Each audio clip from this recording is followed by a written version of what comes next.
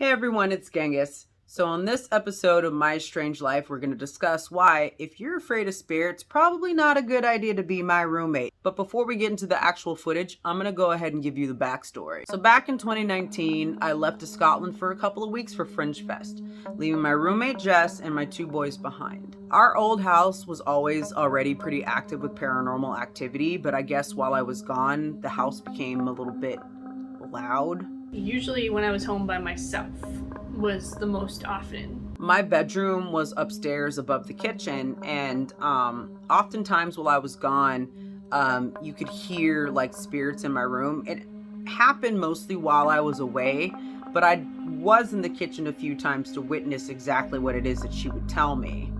So the only kids in the house were G's kids, which they're teenagers, so what I would hear sounded like a little kid. It literally sounded like someone was jumping on her bed and then would jump off the bed and run clear across the room to her bathroom.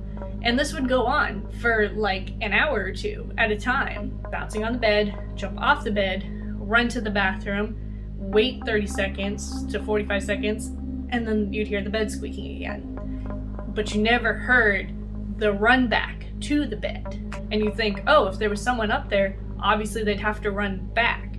But you never hear them run back. You just hear the bed start squeaking again. And so I was like, yeah, there's something up there. When Jess would message me about the activity, I kind of assumed like it was the same old. Like our house was, we knew the house was haunted. Just lit up like a Christmas tree. That would be the exact way to describe it. I texted her probably every day on stuff that was happening. I'm like, please don't come home, but I need to let you know. Between the lights randomly going out, like I had to go reset the breaker probably every other day.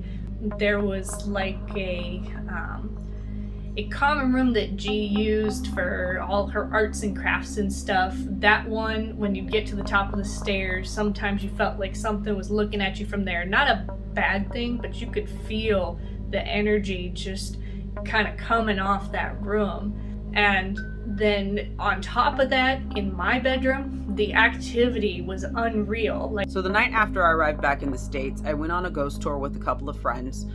We ended up at Denny's after, and so it was late at night. Jess calls me. She usually doesn't call me late at night, so I figured it was an emergency. So I pick up and I was like, hey, what's up? And she was just like, are you home right now? I was like, no. What's up? She was like, can you please turn off my TV? I was like, did you forget to turn it off? She was like, no, it keeps turning on by itself. I was like, that's an interesting problem to have. So the next day when I saw her, she finally shows me the footage from what she had caught on her camera.